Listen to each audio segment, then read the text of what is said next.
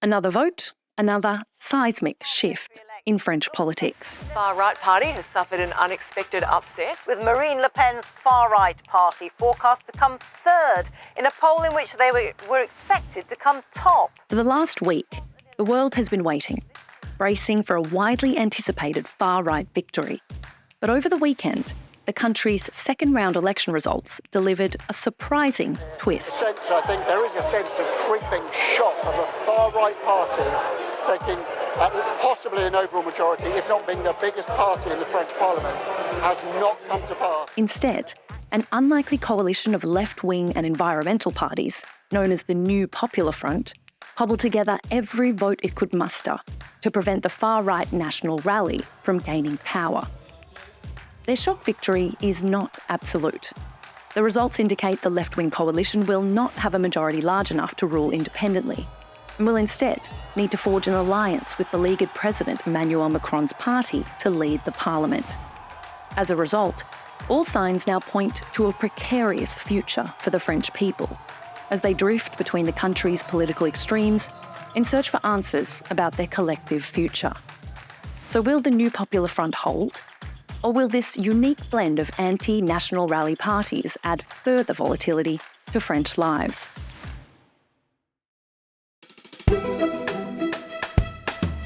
From the lands of the Kulin Nation, my name is Emma Hoy. You're listening to Leave It to the Experts. A week is a long time in politics. When the results from the first round of the French election were released a week ago, it appeared that Jordan Bardella was all but certain to be France's next Prime Minister. His party, the National Rally, along with seasoned campaigner Marine Le Pen, was positioning itself as the party in waiting to run Parliament. Bardella's National Front had won 33% of the vote. The New Popular Front came in second, and the parties allied with President Emmanuel Macron came in a distant third. Bardella, the 28-year-old anti-migration son of Italian migrants, ran on a platform of policies like restricting dual nationals from strategic jobs within French society, something they called national preference. But in the days that followed, Bardella and Le Pen's grip on the keys to power would loosen. Other parties across the political spectrum have called for a Republican front to block Le Pen's party. More than 210 candidates confirmed that they would not stand in this weekend's runoff election. What became known as a Republican front evolved. The French political parties from the centre to the extreme left put aside their differences to do whatever they could to ensure that the far right would not take power. In seats across France, candidates with little hope of winning, at risk of splitting the vote with other anti-far right parties, would step aside. At the same time, violence against political candidates rose. But we've had a lot of violence. We've had more than 51 candidates or activists attacked during the campaign. As the week advanced, the National Rally shifted its language, claiming it would try to govern even without an overall majority. By Sunday's all-important vote, the country became gripped by a sense of dread over what might follow, regardless of who won. The New Popular Front, France's far-left coalition, looks set to take a shock victory after exit polling indicated set to snatch victory from the far right in a surprise upset. But instead, the New Popular Front, a hark back into France's political history, held firm against extreme elements and has won the most seats on 182, ahead of Macron's Ensemble alliance on 163 and the National Rally on 143. Bardella claimed the result was undemocratic. Unfortunately, an alliance of dishonour and a dangerous electoral arrangement set up by this government with the far-left coalition has deprived the French people of a political recovery. But if you look at those figures, there isn't much separating the three parties. This New Popular Front is a grab bag of left-wing candidates, not just from France, but also its territories in the Pacific and Caribbean. They weren't even an alliance just weeks ago, and now it holds the most seats in the French Parliament. So what does all this mean? Let's get more from our expert, Associate Professor Ben Wellings, an expert in European nationalism at Monash University in Melbourne. So, Professor Wellings, quite a surprising result in France over the weekend. Contrary to what many of us expected, it now appears the left-wing New Popular Front has won the most seats, and the party that many expected would win, the far-right National Rally, has come in third. What are the key factors that got us here? What led to this shock election result? Okay, so Emma, I think the main thing here is the idea of tactical voting. And that is that very quickly after Emmanuel Macron announced the elections, the left and the Greens joined together in a coalition, and they made an agreement with Macron centrists that whoever was in third place in the first round of voting would drop out, so that it was always, as much as possible, a straight runoff between the far right and someone who was not of the far right. And that seems to have worked. So between them, the centrists and what's called the New Popular Front, so the left-green coalition, if you like, have managed to block the far right from becoming the dominant party in the French National Assembly. National Rally leader Jordan Bardella has criticised that coalition, what he calls an unnatural alliance between Macron and the left that was forged in an effort to defeat the far right. So has this vote just built volatility into the future of the next French Parliament? Well, possibly. I mean, the first to Bardella's point, I mean, you know, people and parties can make electoral pacts, and, you know, people can vote where they want. So I don't think it does anything to sort of delegitimize you know, the result as it stands.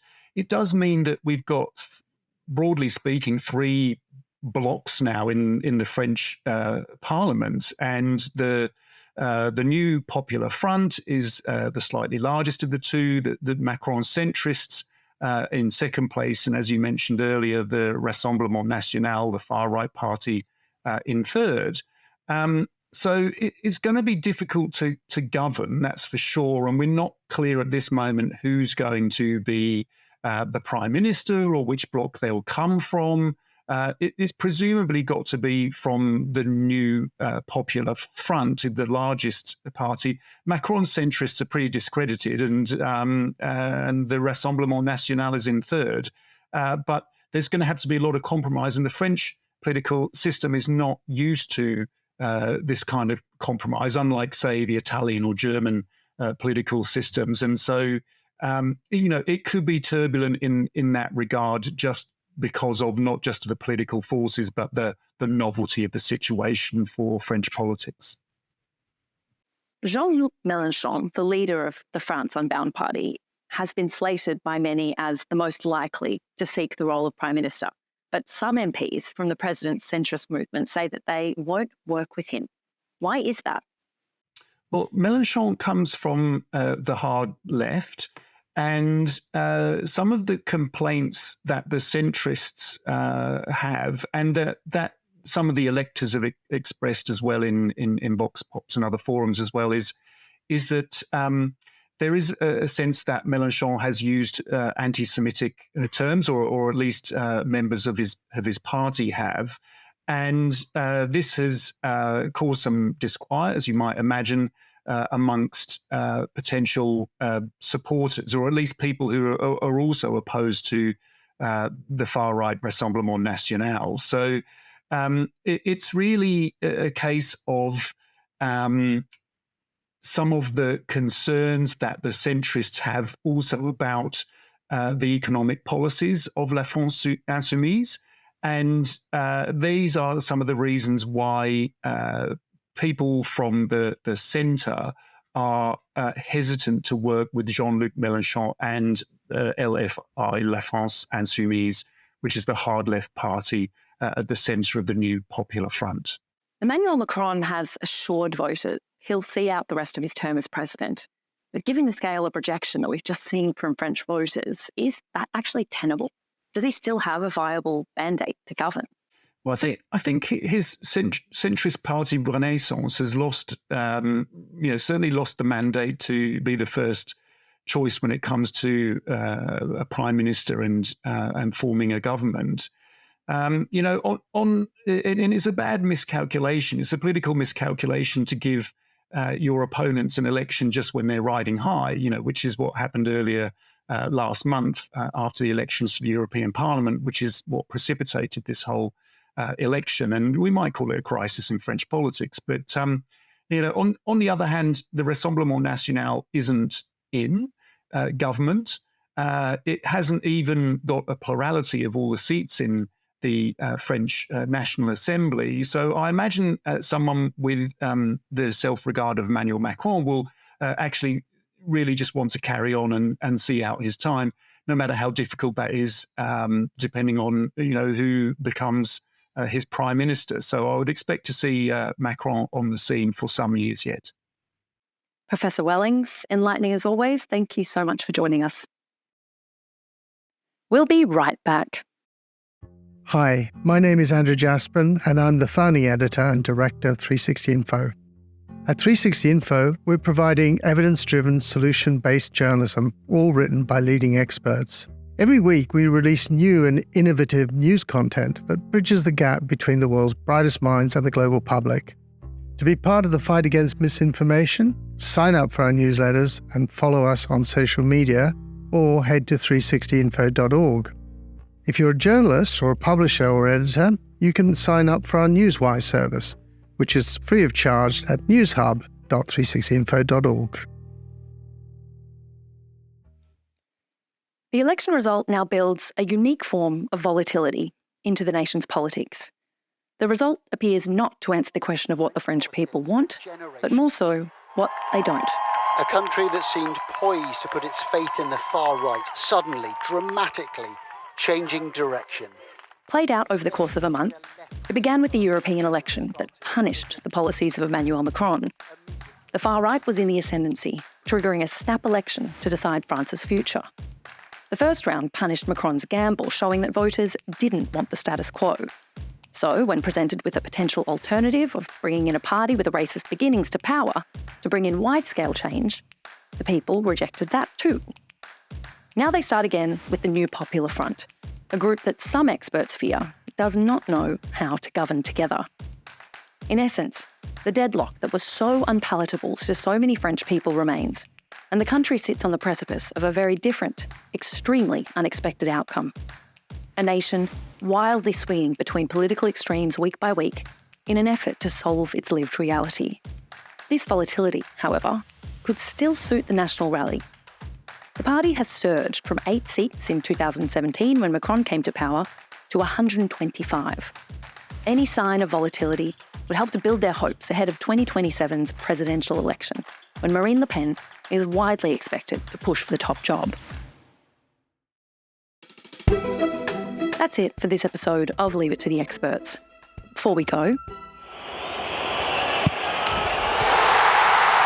France have done it! The day before France voted, in Germany, the French national football team played in the quarterfinals of the Euro 2024, the continent's premier soccer or football competition. Taking the field against Portugal was the celebrated French squad, who featured in the past 2 World Cup finals, brimming with talent. The lineup included Mike Maignan in goals, the son of a Haitian mother and Guadeloupean father. Ahead of him, William Saliba, son of a Lebanese father and Cameroonian mother. Holding Portugal's attack at bay is N'Golo Kante in midfield. The quiet, calm Kante is beloved in the game, a devout Muslim whose parents migrated to France from Mali. His star quality has been one of the keys to France's storied success. Spearheading the attack is the poster boy of world football, Kylian Mbappé, whose dad was a football coach of Cameroonian origin and mother a handballer of Algerian descent. He grew up just 10 minutes away in the tough suburbs of Paris from Jordan Bardella.